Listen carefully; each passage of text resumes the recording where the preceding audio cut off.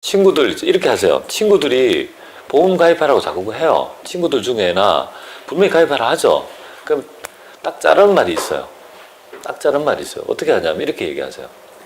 그리고 보험 직군의 쪽에는요, 웬만한 마인드가 없으면 직업을 선택하기 힘들어요. 그런 거 나는 할 게 없어 보험회사 하는 게 아니에요.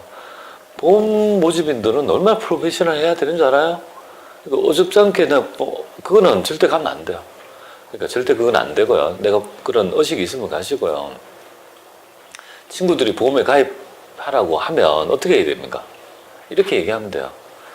너가 그걸 통해서 보험에 가입하면 얻는 수당이 얼마냐고 물어보세요. 그걸 내가 줄게 라고 하면 돼. 그러면 가입을 권유하지 않습니다. 그만큼을 같이 내가 돈을 주든지 그렇게 할게. 그 왜냐하면요, 보험에 한번 가입하면 어떻게 됩니까? 굉장히 기간이 길거든요. 굉장히 몇십 년도 10년 20년 이렇게 해야 되잖아요. 그거 힘들어서 안 되고요.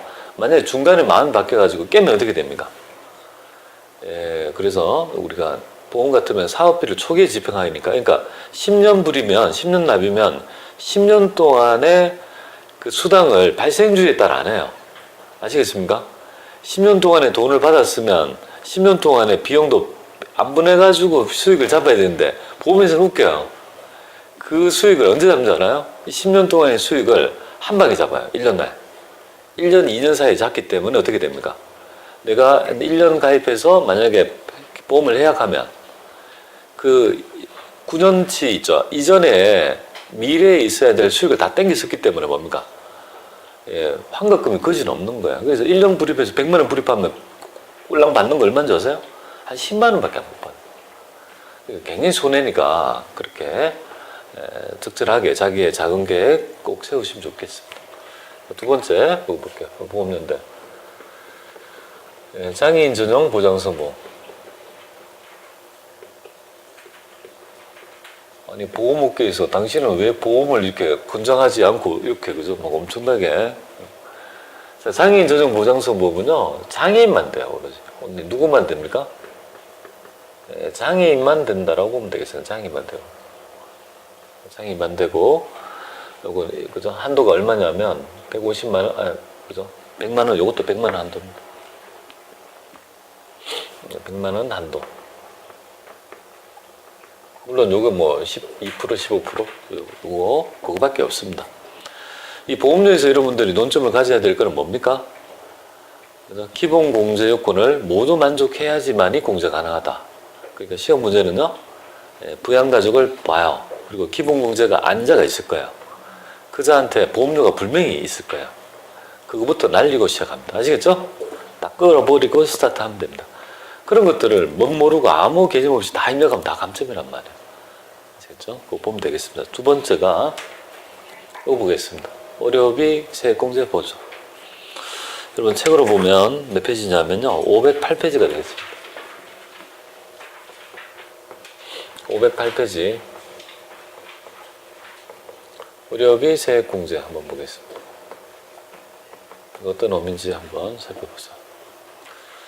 자, 의료비 세액공제는 말 그대로 의료비를 지출하면요, 그거를 일정 금액을 공제해주는 제도가 됩니다. 근데 요건이 뭐죠? 의료비는요, 부양가족의 나이 필요 없습니다. 그자가 돈을 벌더라도 상관이 없습니다.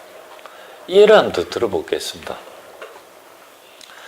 자, 지금 소득자가 있습니다. 소득자의 연봉은 5천이라 가정할게요. 근데 배우자도 맞벌이를 해요. 근데 배우자도 연봉이 5천이라 가정할게요.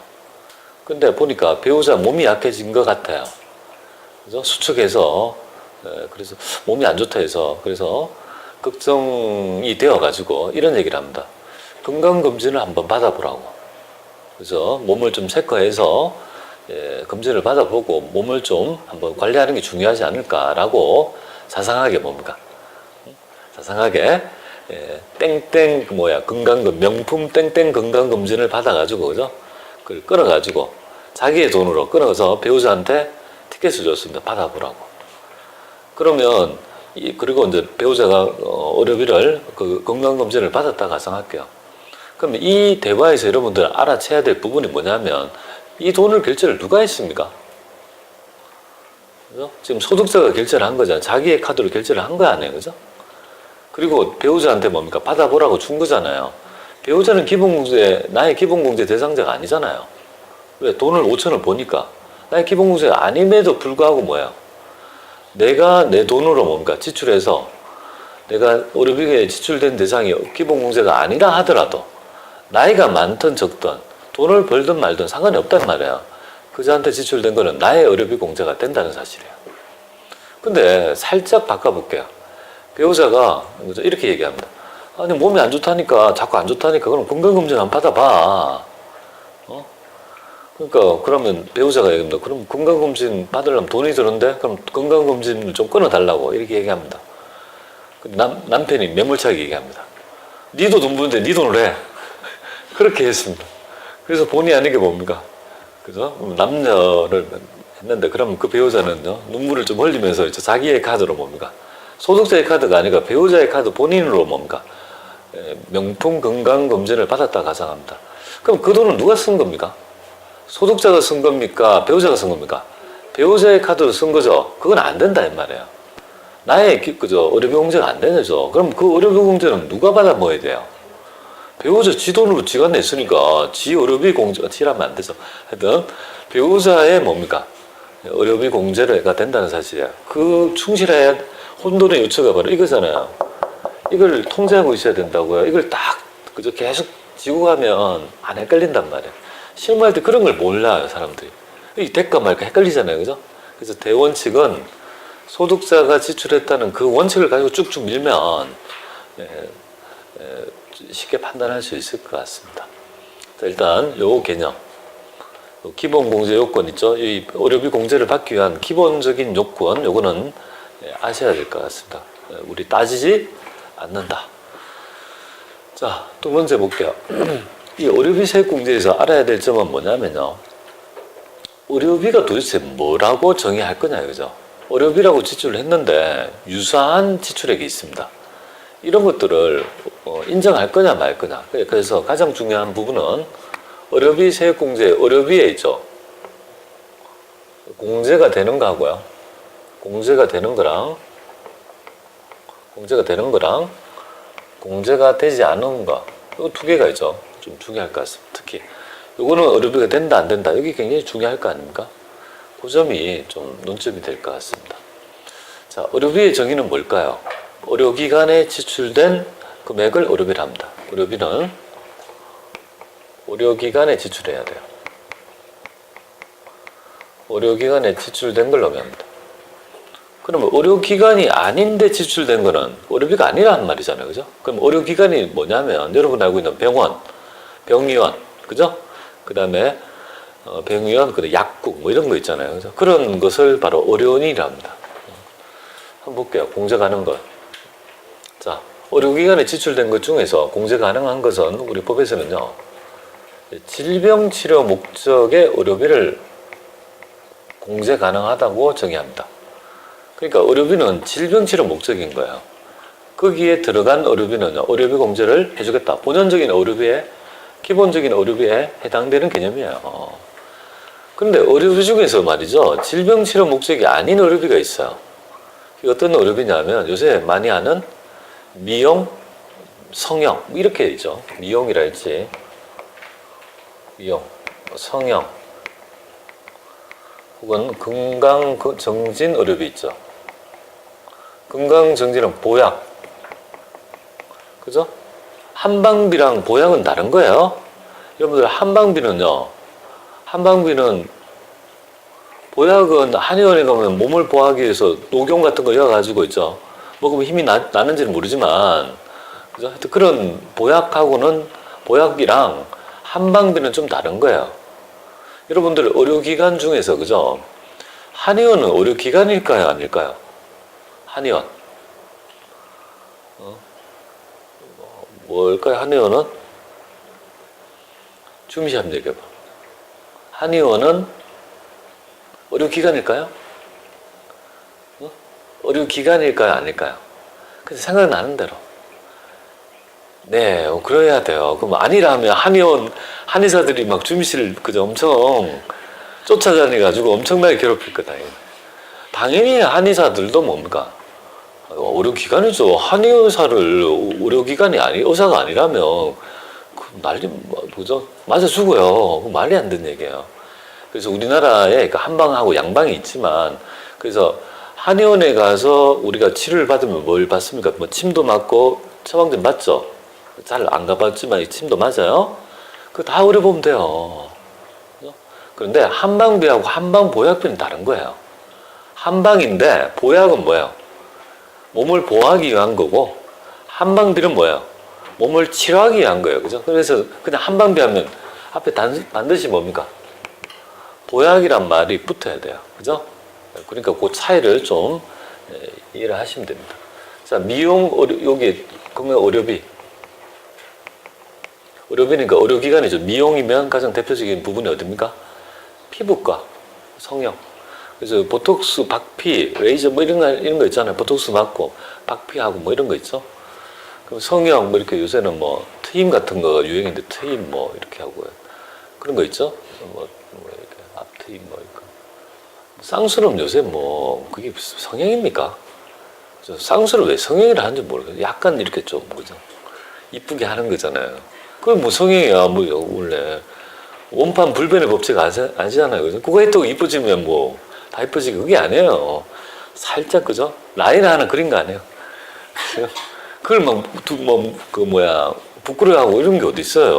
뭐 그렇잖아요. 이뻐지면 조금 좋은 거잖아요. 그죠? 그래서 그런데 이제 이런 것들은 의료비가 맞아요. 의료기관이니까. 근데 의료비 공제로는 해주지 않는다는 겁니다. 아시겠죠? 또 참고로 말씀드리면 부가치세법의 면세에 해당이 되지 않고 과세다는 걸 아셔야 될 것 같아요. 그죠? 이거는 면세, 이거는요. 과세가 된다는 것도 조금 곁다리로 말씀드리죠. 자, 그 다음에 안 되는 거 한번 보겠습니다. 여러분들 산삼이랄지 산삼, 영지버섯 이런 것들은요. 영지버섯 구입비는요. 이건 안 해줘요. 왜 안 해줄까요?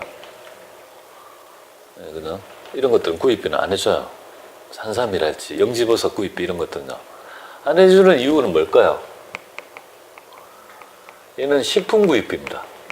아시겠죠? 얘는 이 둘 중에서 이 의료비 공제에 본연적으로 더 부합되지 않는 게 뭘까요? 두 번째일 겁니다. 두 번째 건 아예 의료비가 아니고 너는 식품이야. 뭔 의료비? 그러니까 날려야 되는 건데 첫 번째 거는 뭡니까? 의료비는 맞지만 안 해준다는 거다. 그죠? 그런 것들이 좀 다른 점이 있겠죠. 그죠? 되겠습니다. 자, 그러면 여러분 산후조리원 어디에 해당이 될까요? 산후조리원은 부가치세법상 있죠. 과세업종이에요? 면세업종이에요? 면세입니다. 이거 막 헷갈리네? 그럼 여기 산후조리원에 가서 산후조리하고 내가 소득자의 돈에서 지출했다고 하면 이거는 공제를 해줄까 말까 한번 생각해 보세요. 산후조리원 공제 해줄까요? 해줄까 안 해줄까? 그게 판단이잖아요. 판단을 이렇게 하면 돼요. 산후조리원이 의료기관이면 공제를 해줄 거고 의료기관이 아니라면요. 안 해줍니다. 산후조리원은 의료기관이 아닙니다. 그죠? 그러니까 어디에 해당이 됩니까? 산후조리원, 그죠? 안 해줍니다. 여기에서는 의료기관이 아닙니다. 그러니까 이쪽으로 봅니다. 자, 간병인 있죠. 간병 같은, 우리가 간병인을 쓰게 되면 돈을 줘야 될 거 아니에요. 그러니까 간병비는 어떻게 될까요? 간병비는요. 우리가 간병인한테 뭐 간병해주면 돈을 주잖아요. 그죠? 그걸 의료비로 볼까요? 안 볼까요? 그럼 어떻게 판단해야 될까요? 이렇게 생각하면 돼요. 잘 모르지만 간병인이 의료인인지 아닌지만 보면 돼요. 요양보호사 이런 사람 간병인들 있잖아요. 그죠? 그 사람이 의료인인지 보세요. 의료인입니까? 아니에요. 그 사람 의료인이 아니에요. 의료인은 의사하고 약사, 간호사 이런 사람들이에요. 그러니까 어디에? 간병비. 큰 프레임으로 여러분들이 그죠? 된다 안 된다를 판단해야지 미주알 고주알 이걸 익히려면 힘들어요. 생각을 하면 그래서 그런 개념을 말씀드립니다. 그 다음에 국외 그죠? 국외 의료비는요 인정해주지 않습니다. 왜 인정해주지 않냐면 국외에 사용한 의료비는요 인정해주면 원정 출산을 그죠? 장려하는 그런 입장이 됩니다. 원정 가서 출산했다. 그럼 국외 의료비잖아요. 그죠? 그런 것들은 해주지 않겠다 이 말이야. 원정출산. 이게 원정출산 등 때문에 그래요. 원정출산 이런 것 때문에 국외 의료비는 공제해주지 않는다라고 보면 되겠습니다. 그러면 좀 되었고요. 그러면 여기에서 하나 알아야 될 점, 의료비가 의료기관이 아님에도 불구하고 뭡니까? 해주는 있죠. 이 대표적인 예가 하나 있습니다.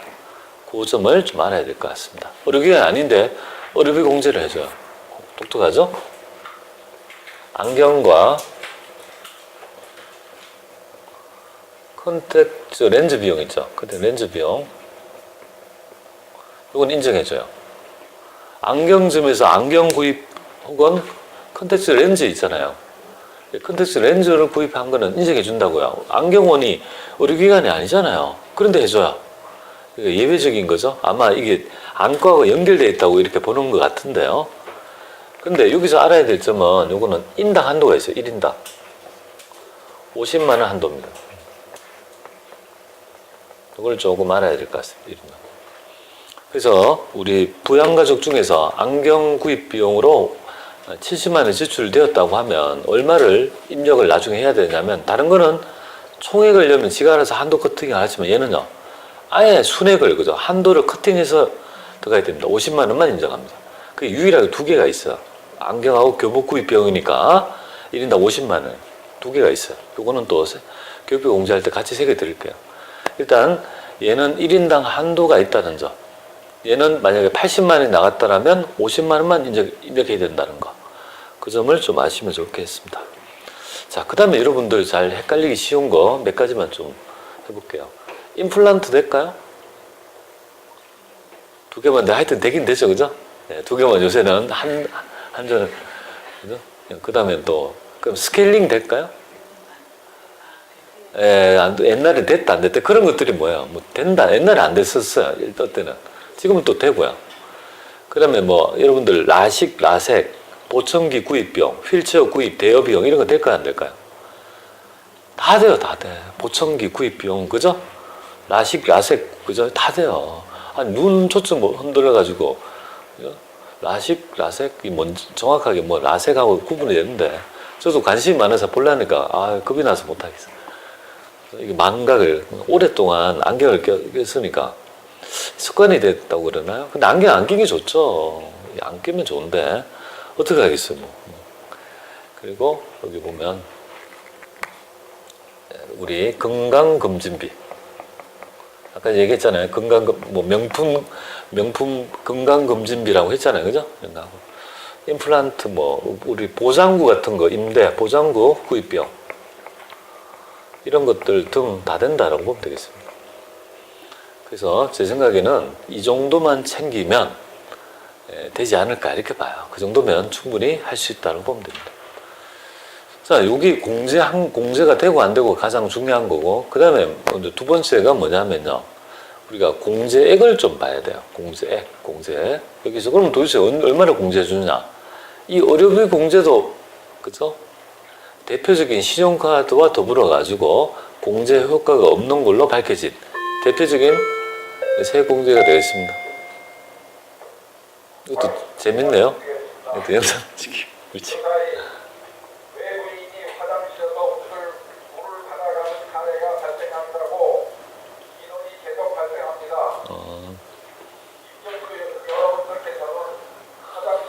아니 근데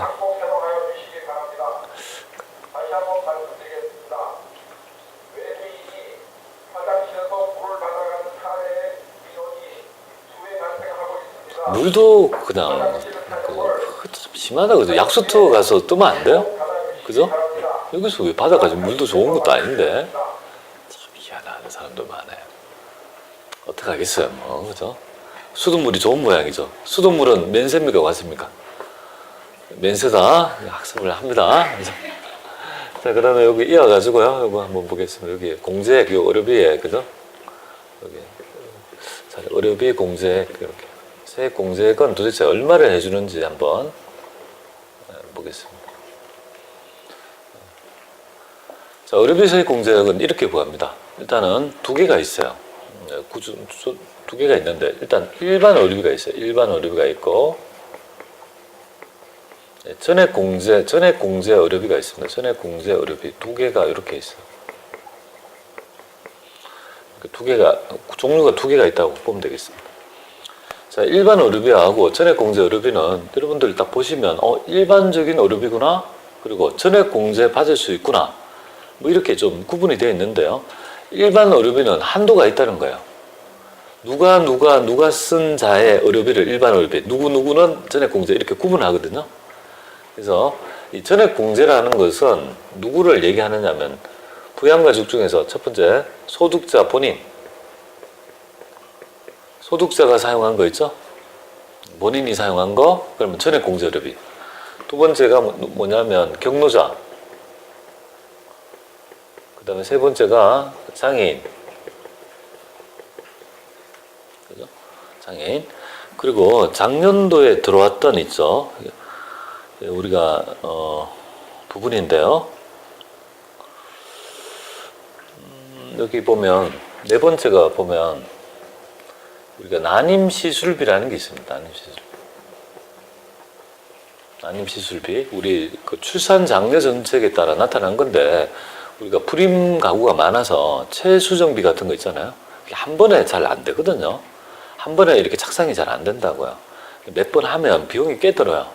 요새는 뭐 얼마나 하는지 모르지만 옛날에 한 번 시술할 때 보면 뭐 1,000만 원씩 들었습니다. 옛날. 그리고 한 번 만약에 이게 착상이 안 되면 어떻게 됩니까?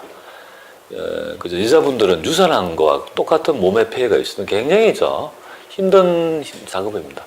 근데 의외로 불임 부부가 많습니다, 여러분들. 제 친구 중에서도 꽤 많습니다, 이런 거. 꼭 5명 중에 1명 정도는요, 불임 부부 많습니다. 그럼 어떻게 하겠어요? 그래서 우리 이런 것들을 조금, 그죠? 장려하기 위해서 여기가 좀 사용하는데요.